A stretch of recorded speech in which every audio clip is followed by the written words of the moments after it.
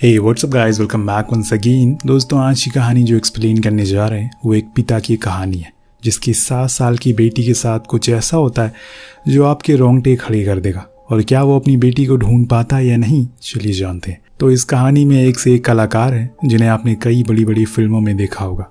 कैलर नाम का शख्स जो अपने पूरे परिवार के साथ फ्रैंक के घर जा रहा है जो कि उसका पड़ोसी है।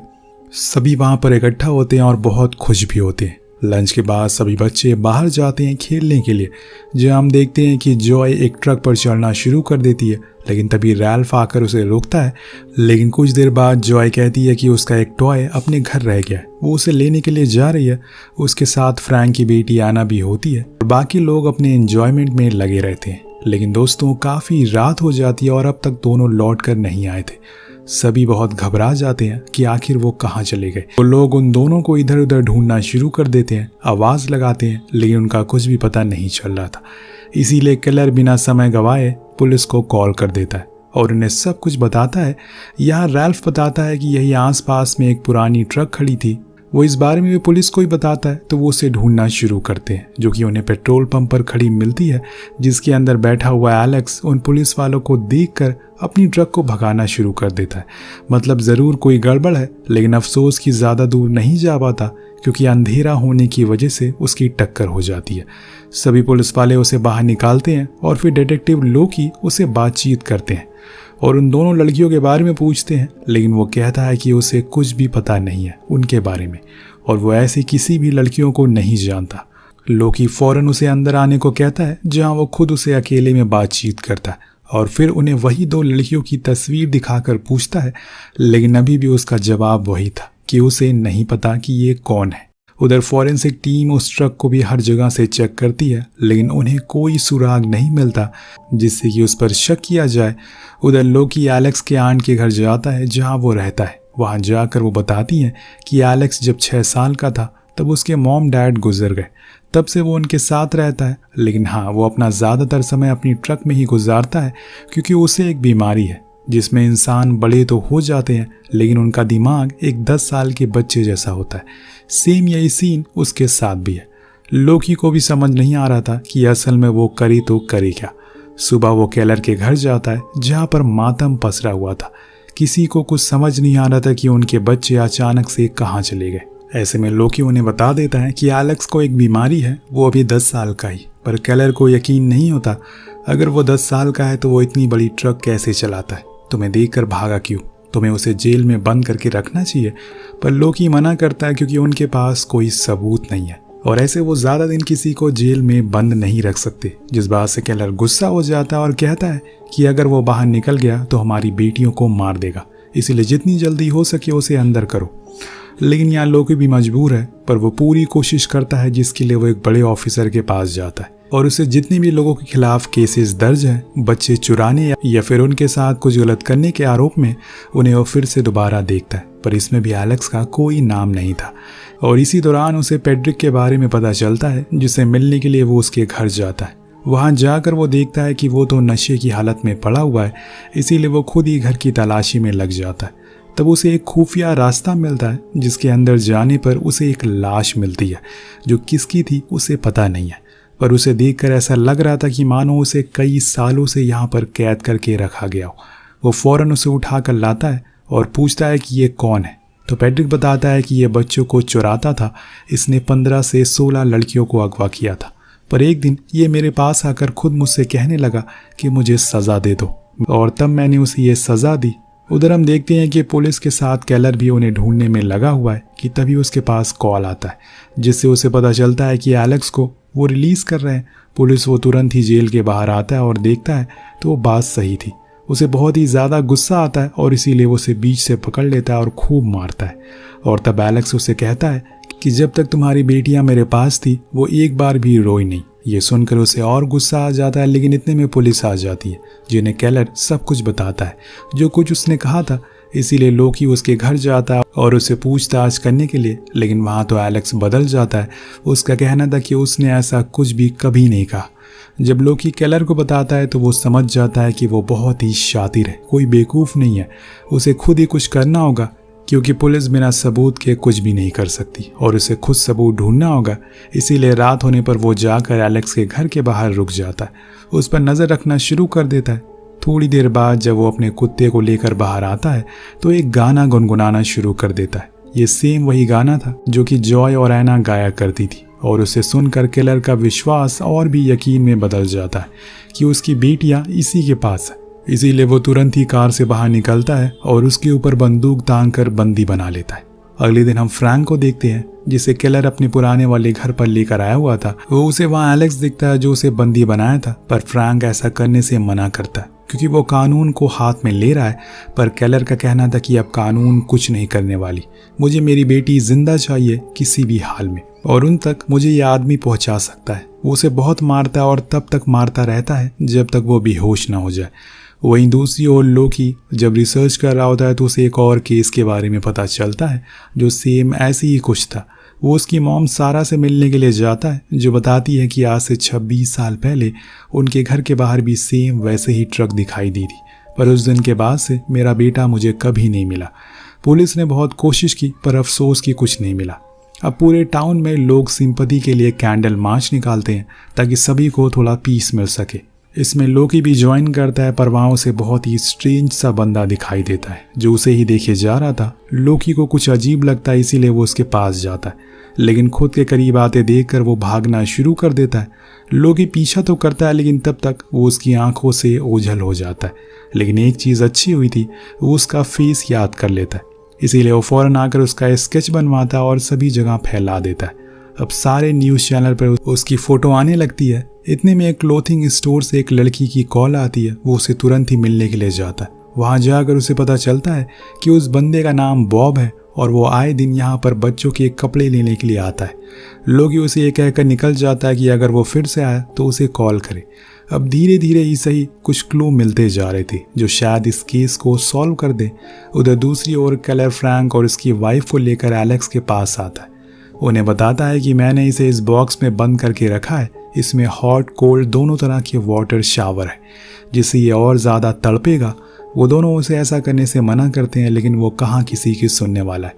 वहाँ एक और ग्रेस जब सो रही होती है तो उसके घर बॉब घुस जाता है, लेकिन उसकी पैरों की आवाज़ से वो उठ जाता है और तुरंत ही बाहर आती है, पर तब तक वो जा चुका था। खिड़की पर वो करने क्या आया था इसी बात को जानने के लिए वो लोकी को कॉल करके बुलाती है और उसे कुछ ठीक नहीं लग रहा था, पर जाते टाइम वो किलर के बारे में पूछता है क्योंकि एलेक्स भी 2 दिन से गायब है।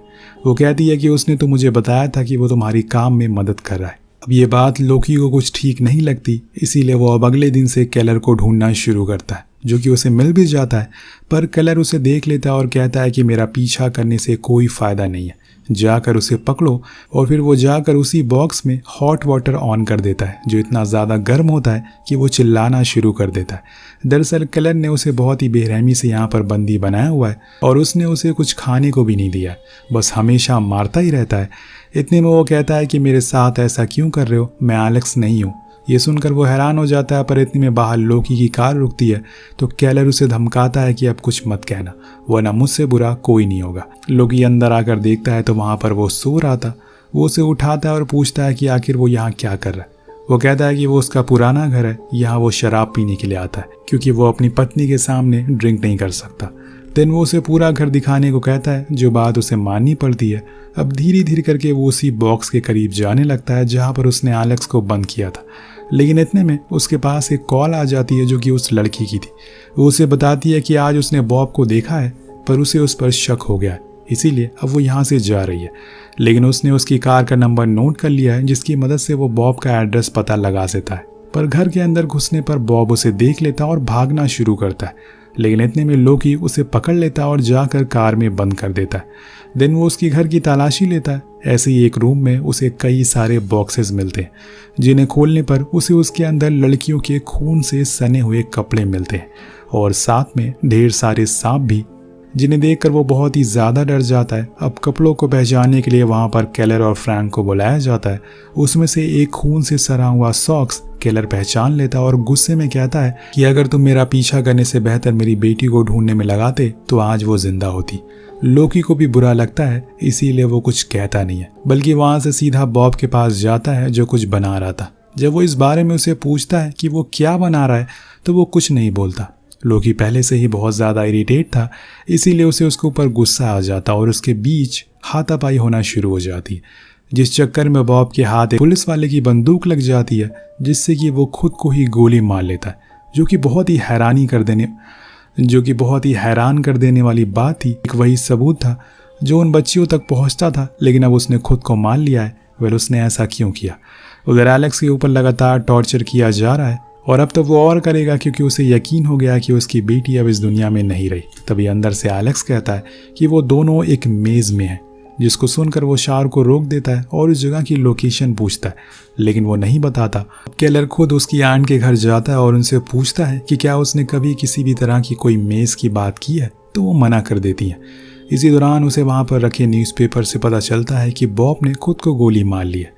उधर लोकी बॉब के मारे जाने के बाद बहुत ही ज़्यादा गुस्से में था। वो सभी चीज़ों को तोड़ना फोड़ना शुरू कर देता है, लेकिन इतने में उसके पास कॉल आती है जो उसे तुरंत ही बॉब के घर बुलाती है। वहाँ जाने पर वो देखता है कि ज़मीन में 2 बच्चों की बॉडीज दफन है, लेकिन वो एक डमी है। जी हाँ, एक डमी, एक नकली बॉडी। इंचार्ज बताता है कि जो खून हमें कपड़ों पर मिला है वो असल में जानवरों का था और इसमें सिर्फ एना और जॉय के ही कपड़े असली थे और सभी कपड़े एकदम बिल्कुल नए थे। उन्हें शॉप से खरीद कर सीधा यहाँ पर लाकर रख दिया गया। अंदर जाकर वो एक नॉवल भी दिखाता है जिसका नाम है इनविजिबल मैन, जिसमें एक आदमी ऐसे ही बच्चों का अपहरण करता है, लेकिन नकली तरीके से, ताकि वो पुलिस को परेशान कर सके, क्योंकि जिन कपड़ों में वो किडनैप हुए थे वो हमें नहीं मिले, बल्कि उनके घर से बॉब ने कुछ कपड़े चुराए थे। जैसे कि इस नॉवल में लिखा है, आखिर में पकड़े जाने पर वो इंसान खुद की जान ले लेता है उस नॉवल में, और ऐसे ही बॉब ने भी किया। लेकिन अभी भी लोकी को इन सब चीज़ों के बारे में सुनने के बावजूद यकीन नहीं हो रहा है। अब 2 दिन बाद ग्रेस को पता चलता है कि पुलिस को जॉय मिल गई है, इसीलिए वो सभी फौरन हॉस्पिटल जाते हैं उसे मिलने के लिए, जहाँ पर वो केलर उसे पूछता है कि आखिर वो दोनों कहाँ चले गए थे। तो वो बताती है कि उन्हें पहले तो एक बूढ़े आदमी ने बहलाया ताकि हम उनके साथ खेल सके। उनका घर हमारे घर के करीब ही है, पर बाद में उन्होंने हमारे मुंह पर टेप लगा दिया जिसे हम आवाज़ नहीं लगा सके। पर रात में मैं वहाँ से भाग गई और रोड पर आ गई। पर एना कहाँ है मुझे नहीं पता। यहाँ केलर को समझ आ जाता है कि वो किस बूढ़े आदमी की बात कर रही है, इसीलिए वो फौरन वहाँ से कार लेकर निकलता है। लोकी भी उसके पीछे भागता है। उसे डर था कि कहीं वो कुछ गलत ना कर दे, पर उसे ये नहीं पता था कि वो जा कहाँ रहा है। इसी चक्कर में वो उसके पुराने वाले घर पहुंच जाता है, जहाँ पर एलेक्स अंदर से चिल्लाना शुरू करता है। लोकी फौरन उसे बाहर निकालता है और उसकी ऐसी हालत देखकर दंग रह जाता है। उधर केलर पहुंचता है आंट के घर, जी हाँ, एलेक्स की आंट के घर। वहां जाकर उसे कहता है कि मुझे पता है कि वो यही है। आंट को भी पता चल चुका था कि उसका भांडा फूट चुका है और इसीलिए वो सही मौका देखकर उस पर बंदूक तान देती है और हथकड़ी पहनने को कहती है। उसके बाद वो उसे पीछे बैकयार्ड लेकर जाती है, जहाँ पर एक गुप्त रास्ता था। और यहाँ पर इस कहानी का असली प्लॉट रिवील होता है कि आज से 26 साल पहले उसने एलेक्स का अपहरण किया था। जी हाँ, वही एलेक्स जो कि आज उसका बेटा है। और एलेक्स का असली नाम पैरी था, जो कि सारा का बेटा है। वो बताती है कि हमारा असली बेटे को गॉड ने हमसे छीन लिया, इसीलिए उसके बाद से मैंने और मेरे हस्बैंड जॉन ने उन बच्चों को अगवा करना शुरू कर दिया, जो अपने परिवार के साथ बहुत खुश थे, क्योंकि हमसे उनकी खुशी देखी नहीं जाती थी। जब हमारा मन करता था हम उन्हें मार दिया करते थे। अब बॉब को भी मैंने ही अगवा किया था, लेकिन उस बच्चे के अंदर मुझे अपने बेटे की आत्मा दिखती थी, इसीलिए मैंने उसे मारा नहीं, लेकिन उसके सिवा सभी को मार दिया। अब ये सब सुनकर लोकी को यकीन ही नहीं हो रहा था कि कोई खुद की खुशी के लिए दूसरी की दुनिया कैसे उजाड़ सकता है। पर यह आंट किसी की नज़रों में नहीं आना चाहती, इसीलिए वो लोकी से उस रास्ते के अंदर जाने को कहती है, जो कोई एक टनल जैसा लग रहा था। उसकी बात नहीं मानता, लेकिन वो उसके पैरों में शूट कर देती है और उसे अंदर डाल देती है और फिर उस रास्ते को पूरी तरह से बंद कर देती है। मतलब अब फंस चुका है। वहाँ पर केलर को अपनी बेटी की विसल भी दिखाई देती है, जिसे देखकर वो बहुत ही ज़्यादा मायूस हो जाता है। उसे पूरा यकीन हो गया था कि वो मर चुकी है। दूसरी ओर लोकी आंट के घर पहुंचता है, ये बताने के लिए कि उन्होंने एलेक्स को ढूंढ लिया है। पर इतने में उसे वहाँ टेबल पर रखी एक इंसान की फ़ोटो मिलती है, जिसके गले में सेम वही डिज़ाइन का लॉकेट था जो उसने पैड्रिक के घर में मेरी लाश के गले में देखा था। यानी कि वो यही आदमी था जिसे अपनी गलती का पछतावा हो चुका था, लेकिन वो पछतावा उसकी बीवी को नहीं हुआ और यही उसकी बीवी है। इतने में उसे एक जगह आंट आना दिखती जो किसी तरह का इंजेक्शन खुद में इंजेक्ट कर रही थी। लोकी उसे शूट करता है, लेकिन इतने में वो उसे इंजेक्ट कर लेती है, पर पहली गोली आंट को लगती है जिससे कि वो मारी जाती है। फिर लोकी फौरन घायल हालत में एना को लेकर हॉस्पिटल आता है। उधर सारा को भी बता दिया जाता है कि उसका बेटा पेरी मिल गया है, जो कि एलेक्स ही था, जिसे सुनकर उन्हें यकीन नहीं होता कि इतने सालों बाद उनका बेटा वापस आ गया है। दोनों को हॉस्पिटल में एडमिट किया जाता है, जहां पर ग्रेस भी आती है उसका शुक्रिया अदा करने के लिए। लेकिन कई दिन से केलर घर वापस नहीं आए, जिस बात का डर उसे बहुत सताया जा रहा है। उधर लोकी ठीक होने के बाद एलेक्स के घर की खुदाई के काम शुरू कर देता है, क्योंकि अभी उसे यकीन है कि और बच्चों की लाशें यहाँ पर दफन होगी। पर इतने में उसे जमीन के नीचे से एक विसल की आवाज़ सुनाई देती है, जो कोई और नहीं बल्कि केलर की थी, क्योंकि वो अभी भी जिंदा था। जी हाँ, लेकिन अगर वो बाहर निकला तो जेल जाएगा। एलेक्स को इतना दर्द देने की सज़ा, बल्कि वो तो मासूम था, उसने किसी प्रकार का कोई गुनाह नहीं किया था। जिसको हमने सबसे कमज़ोर समझा वही असली गिरगिट निकला। वेल, आपको कहानी कैसी लगी नीचे कमेंट करके ज़रूर बताएगा। मिलते हैं अगली वीडियो में। Thank you so much watching. Peace out.